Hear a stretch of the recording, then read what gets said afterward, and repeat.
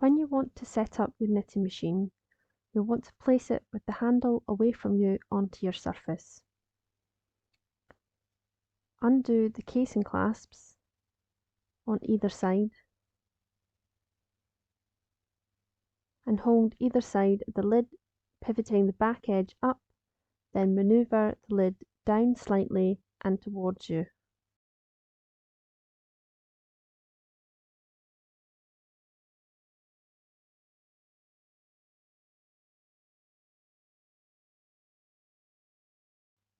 The items inside the lid of this machine, which is a Brother 891, are the lace carriage, sinker plate, tension mast, the extension rails, as well as the cast-on combs.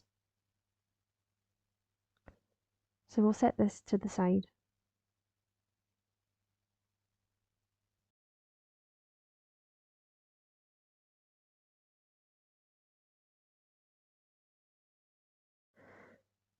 Inside the main part of the machine we have a tool case. We want to remove the table clamps that are stored inside and install these to secure the machine to the tabletop.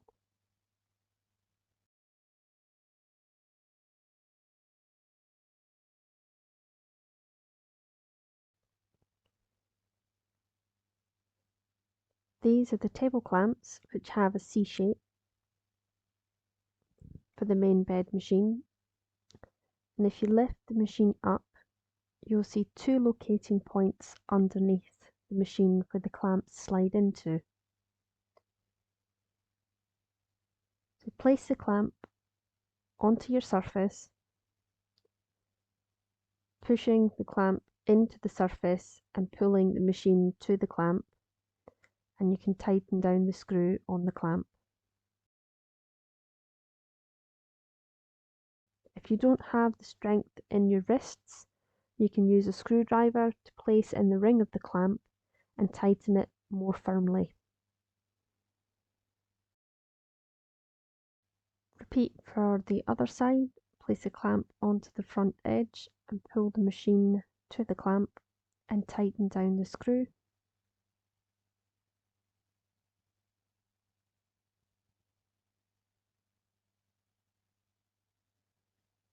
And the machine's now secured to the tabletop. Most machines, when they're stored or being moved, should have a carriage lock installed. To remove the lock, we need to loosen the sinker plate screw, which allows the lock to swivel away from the carriage. The lock's still engaged into the main bed in a little slot at the end. So we'll need to pivot the lock up in order to be able to lift it away from the machine. And you can see the small slot here. So we'll set the carriage lock aside. When packing a machine away, you always want to ensure that the carriage lock is reinstalled to prevent damage to the carriage during transit or when it's being moved to store. So you can now lift the handle up on the carriage and fetch your sinker plate and yarn mast from the lid. Over at the lid that we set aside earlier, we're now ready to take out our sinker plate and our yarn mast. We have a wire here that's holding these items, which we'll need to push down and over to disengage. We can lift out the sinker plate, and the yarn mast is held in with two securing points in the lid. So we'll need to unhook the centre of the mast out of the first securing point, and then we can pivot and lift out the top tensioning area. To install the sinker plate, you want to ensure both screws on the carriage are loosened. Place the sinker plate into these screws and hold with a light pressure. Tighten down the screws to finger tight, which will secure this piece to the carriage.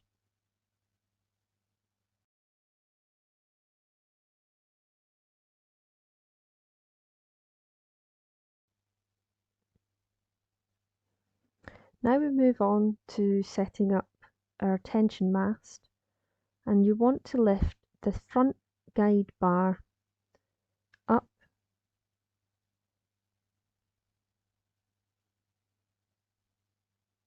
and then you want to take the two tension wires and lift these up until the piece clicks into place.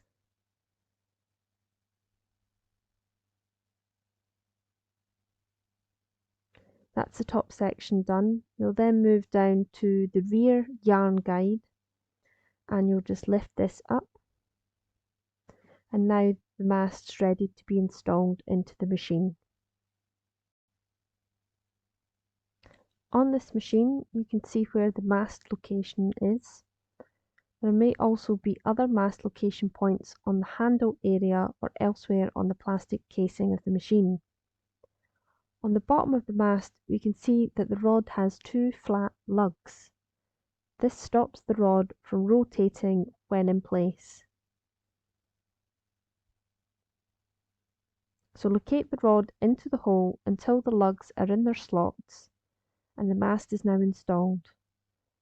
For single bed knitting, the bend in the rod of the mast should angle the top of the tension unit back. This may not be the case if the machine has been used for double bed knitting. To pack the machine away, we do everything in reverse, starting with the tension mast. We'll remove the tension mast from the machine.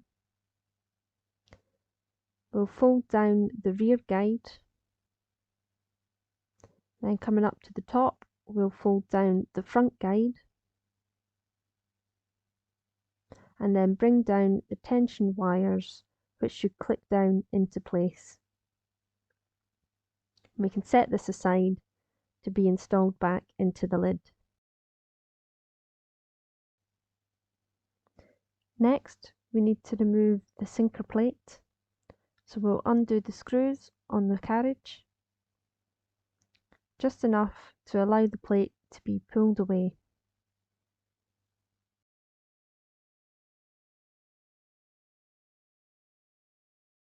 Next, we want to reinstall the carriage lock.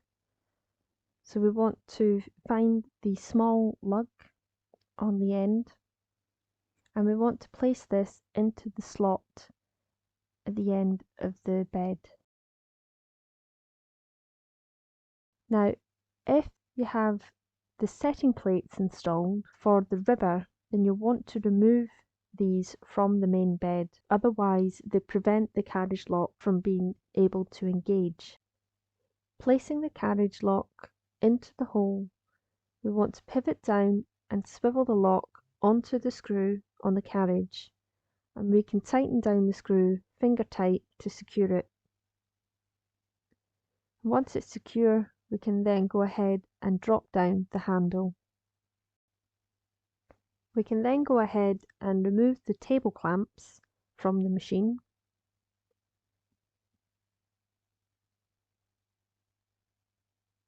And we want to fetch the toolbox and replace the clamps into the box. Now, each machine, model and brand will have slight variations on where the tools are stored. Some may be stored within the plastic casing on the machine, some may have separate toolboxes.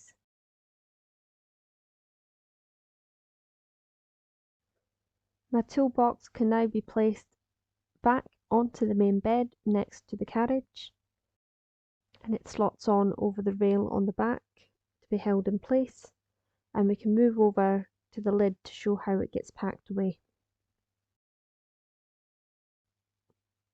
At the lid, we need to ensure the wire catch is up so that we can install the items in. So we start with the yarn mast, and we want to store it using this flat plate that's located on the underside of the tension discs. Close up, we can see this area. We have a metal peg and a lifted tab that the mast slots into. So we take the flat metal plate of the tension mast, and we're going to slip that in underneath the lifted tab area and pivot this down. Then there's another locating point further down in the lid, and we're just going to slot the rod of the mast into that hooked locating point, and that's the mast now secure in the lid. The sinker plate can now be placed back into the lid. We want to place it in right side up for this machine, and once it's seated in place, we can fold over the piece of wire and lock it down into the catch.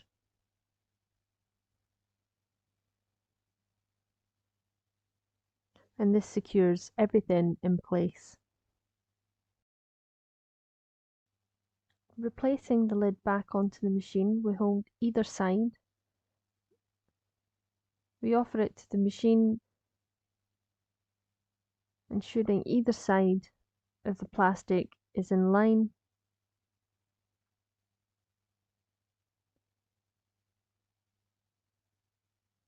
And then we can secure the catches on the casing.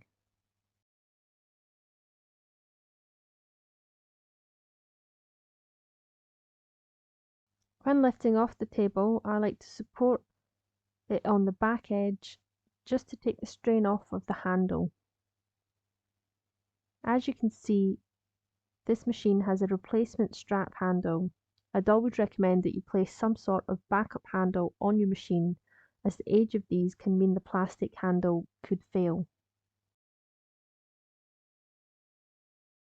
This is the side view of how we place the lid on.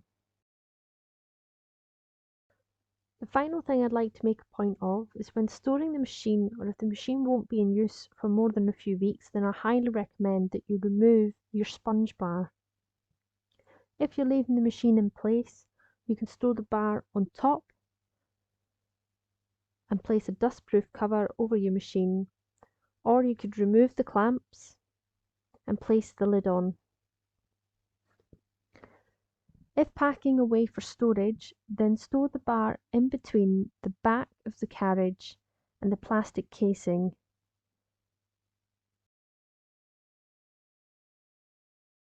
And close the lid. If you have a bottle of oil in the tool areas, then I suggest that you remove this, as they have a tendency to leak and make a mess. Don't forget to subscribe and hit the thumbs up button if you enjoyed this video. Feel free to leave a comment, and until the next time, you've been watching Button Mouse the Wee Machine Knitter.